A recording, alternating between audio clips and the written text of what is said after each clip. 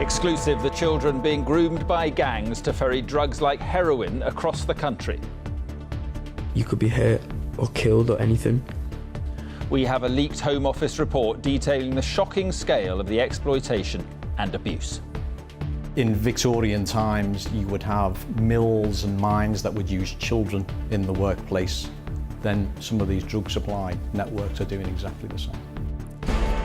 Also tonight, scores of casualties as a rush-hour train slams into a station in New Jersey. Britain's mental health crisis. More young women than ever suffer depression and anxiety. And a day out for the royal children in Canada as their parents take them to the zoo.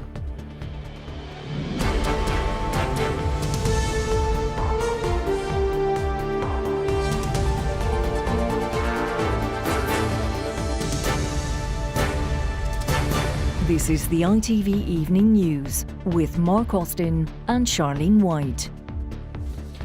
Good evening. We start tonight with an exclusive report revealing how thousands of vulnerable children are being exploited and used as drug mules across Britain. ITV News has seen a leaked Home Office investigation which shows children as young as 12 being groomed by ruthless gangs and then forced to ferry drugs such as cocaine and heroin. Known as Going Country, the crime is growing and its young victims are in fear of their lives if they speak out.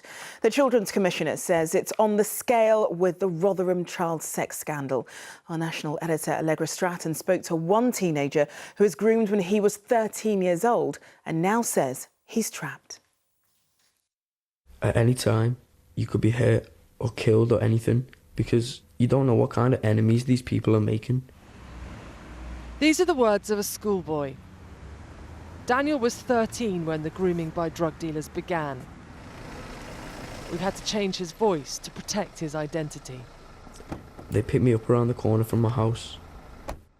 They give me a lift to school, and you felt like you were important, getting out of a nice big car. Soon they wanted something back. He'd have to carry drugs, including cocaine.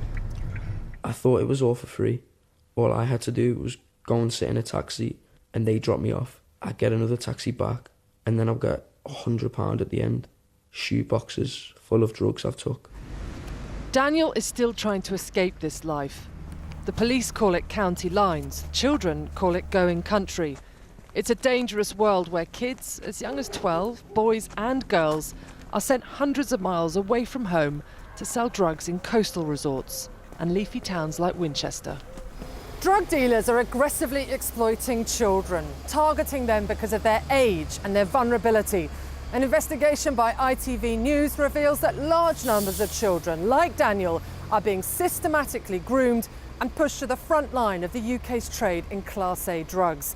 The Home Office document describes drug dealers using children as a new type of organised crime that is unreported, and it says the number of kids involved is unrecorded.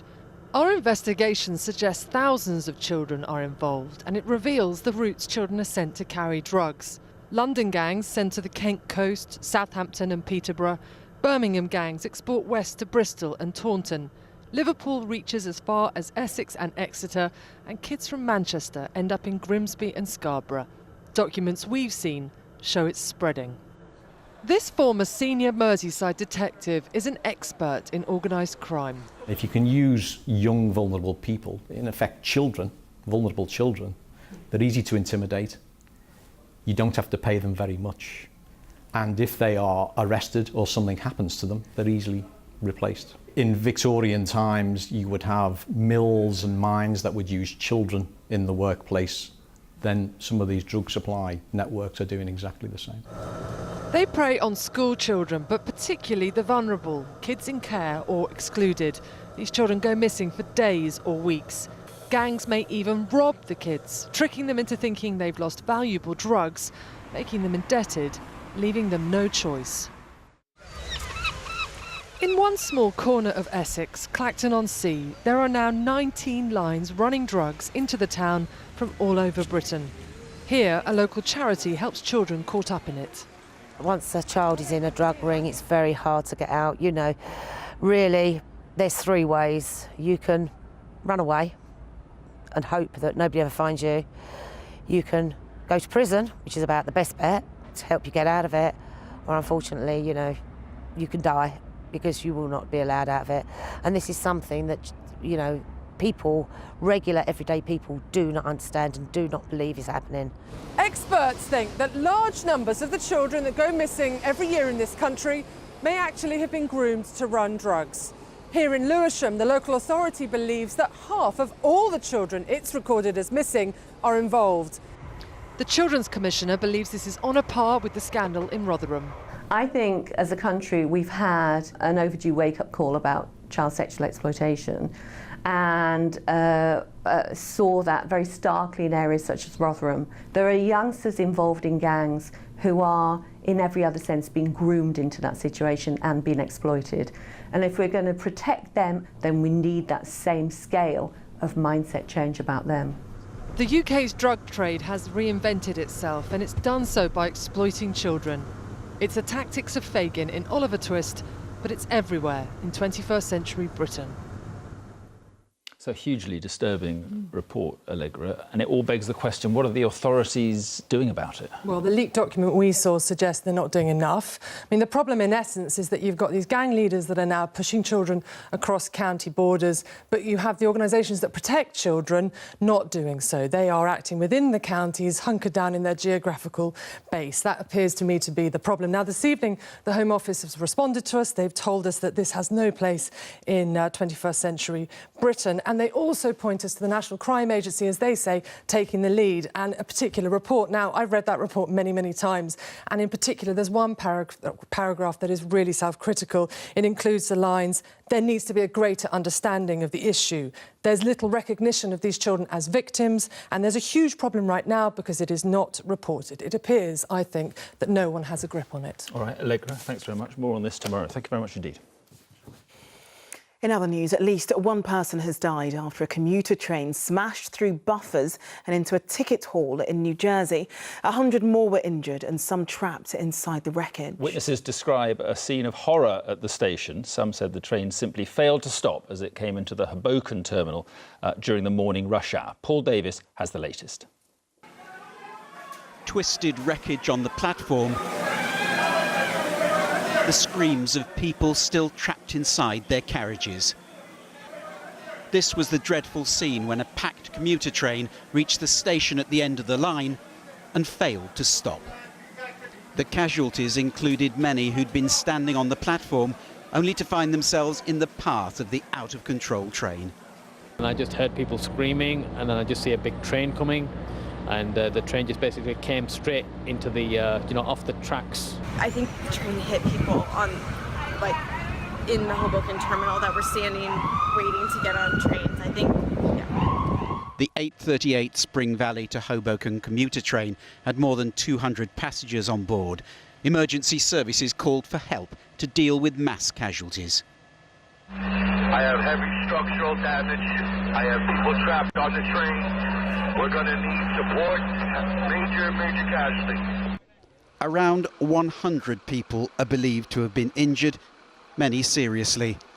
From the air, it was clear the runaway train had brought part of the station roof down. The ceiling was like it was about to come down. Beams were everywhere, so it was a very dangerous spot to be in. It had a live wire, plus water coming down. As an inquiry gets underway, one witness says he saw the train driver slumped over his controls. Paul Davis, ITV News. Here, police in Oxford are urging parents to make sure their children walk to school in groups after a teenage girl was abducted and seriously sexually assaulted. The victim, who was wearing her school uniform at the time, was attacked by two men yesterday morning. She's now in the care of specialist officers. Well, Ben Chapman is in Oxford for us tonight. And Ben, police are describing this as a very serious incident. Yes, and one which took place not just in broad daylight, but in a very busy place at a very busy time. A schoolgirl, 14 years old, she was walking to school, taken off the pavement, forced into a car and raped by two men. She was only found some 3 hours later, a mile away from here, desperately knocking on people's doors for help. She is said to be, understandably, extremely traumatised by what happened to her. Now, detectives are naturally very keen to speak to anyone who saw what happened, but what they're saying is that it might not have looked like an abduction to passers-by. I believe that she may have been hugged, so it would appear to be some kind of hug rather than a dragging into the vehicle. And that's important because, of course, that may have looked very innocent. That may be somebody saying goodbye to their child, but of course we know it wasn't innocent. So the key to this is that vehicle, that silver vehicle. Detectives don't know very much at the moment about the two men involved, other than the fact that they're white and the girl didn't know them. They are stressing this sort of incident is extremely rare, but for the moment they are also advising that children in Oxford do not walk to and from school on their own. Ben, thank you. The US Secretary of State John Kerry tonight threatened to end dialogue with Russia on Syria if it continues to bomb civilians in Aleppo. He described the attacks as inexcusable and indiscriminate. The latest airstrikes have claimed yet more lives, but there are brief moments of hope in that desperate city. A 5-year-old girl has been rescued from the rubble of her home, destroyed by an airstrike. Cameras captured the moment she was pulled out alive, as Emma Murphy reports. With care, they work through what was until yesterday home to 3 families. Now it's a dusty grave for many of those who'd hoped that a home would offer protection. Yet incredibly, one of the children did survive, her shrill shout heard amidst the drilling. It's a rare moment of hope for the White Helmet rescue teams. They scrabble for her, aware they've just hauled the bodies of those she lives with from elsewhere in the rubble. And then they see her, a small pink arm in the debris. Her name is Ghazal. She is 5 years old. We believe that this is her father. His eyes betray his fear. No one knows how badly the little girl is injured or if she'll survive the rescue. But then after 4 hours, the joy of success. Badly dazed, barely conscious, but seeking a hand of comfort, she is taken from the building which entombed her. Thank God we managed to take her out, this rescue worker says. When we were pulling her out, she was screaming, oh God, my Father, hold my hand. And I felt it was like my own daughter. I was scared that a rock would fall down on her and kill her. She was screaming for her father as she felt that her family members were all killed and only he had survived. When we took her out, it was like something really great. We saved a soul from under the rubble, and this is something that we feel really proud of. Such scenes bring rare moments of hope in Aleppo, a city where hope fades by the day. Emma Murphy, ITV News. Still to come on the ITV Evening News, the football corruption scandal spreads after new bung allegations. And party fun. The young royals enjoying their tour of Canada. That's all those stories and more after the break.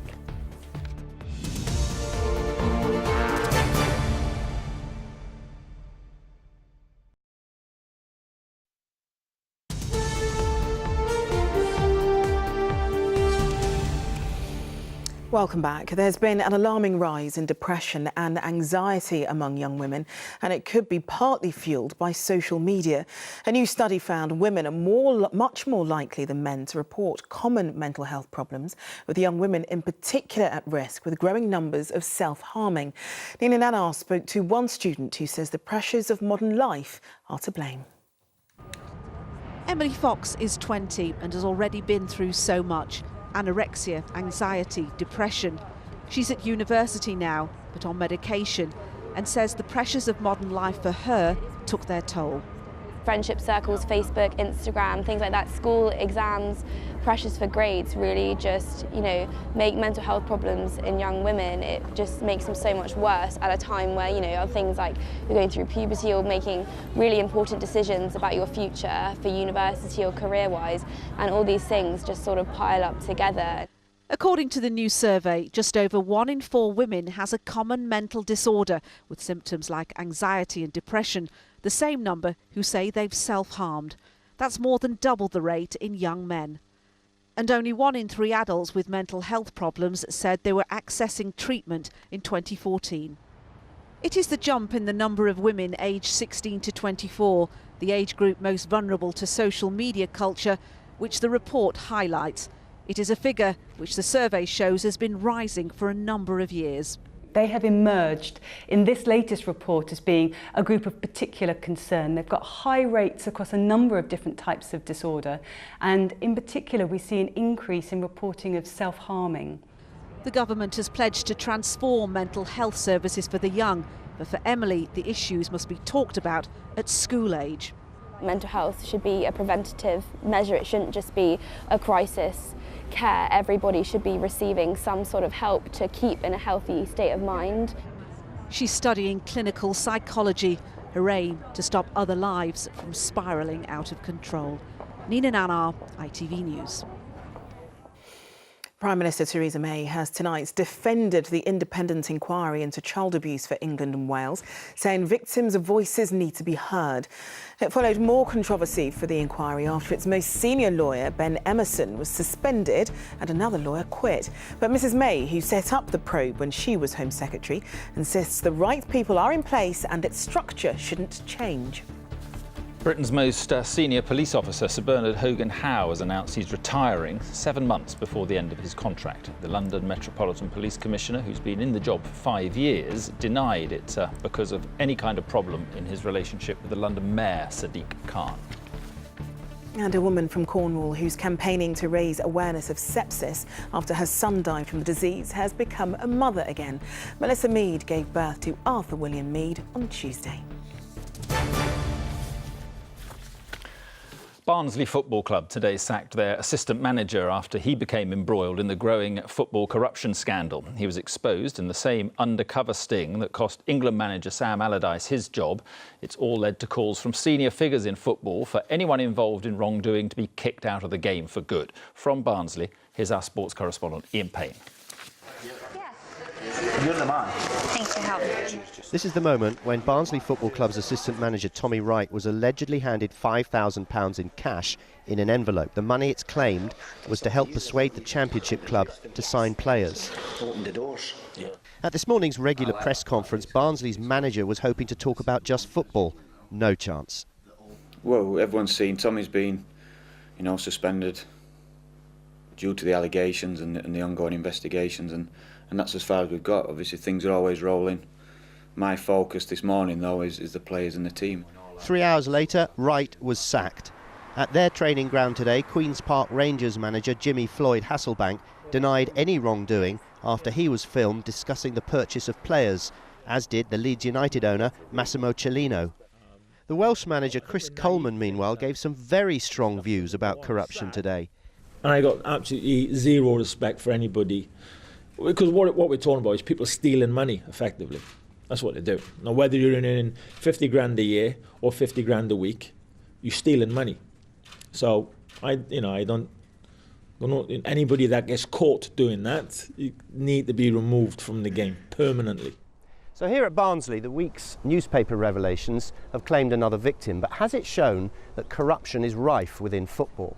There are also claims that Premier League managers are involved, but so far none of them has been named. And proving those allegations will, as always, be very, very difficult. Ian Payne, ITV News, Barnsley. And finally tonight, as every parent knows, the trick to travelling with young kids is to keep them entertained. So what better way for Prince George and Princess Charlotte to do that than a children's party during their parents' tour of Canada? Yes, they joined dozens of other youngsters from military families with the first stop, a zoo in Victoria. Our royal editor Tim Hewitt reports on George and Charlotte's grand day out. Prince George and Princess Charlotte are rarely seen in public, and a diary of official engagements does not feature in their lives. For Charlotte, this was a first, and first steps in public too. Balloons set out for a grand entrance were of particular fascination. Media access here is rigidly controlled, and up to now, George and Charlotte have been at home with their nanny while their parents' roadshow rolls on. Give me a stroke first. Give me a stroke. Back in the 50s, Morse code announced the presence of the Queen. Now, in the same telegraph office, William and Kate's arrival was also recorded in Morse for translation into a tweet. Canada is comfortable territory for any royal tour, and the Duke and Duchess of Cambridge have been enthusiastically received. The town of Whitehorse put on its brightest smile. The royal couple boarded the same train used by the Queen all those years ago. It did not leave the station, although there was no shortage of people waiting for them when they got off. Gwen Whalley was a passionate admirer of William's mother, Diana, Princess of Wales, and this moment was the stuff of her dreams. I can't explain how exciting it is right now. You're not supposed to grab members of the royal family. We're not, but I had to ask because this is a once-in-a-lifetime opportunity, right? Did you say, is it okay if I hug you, or did you just go and do I it? just said, can I have a hug? And he says, yes, you sure can. And there was more to come. But of course, it's William and Kate's children everyone really wants to see. George and Charlotte are small, but they make big headlines. Tim Hewitt, ITV News, Canada. That hugging thing could catch on. What, would with you the like royals. one now? I think it might, not No? for me, just now, Okay. I'm fine. Raggy might. He's here at 10. But from all the team here, have a very good evening. Bye-bye. Goodbye.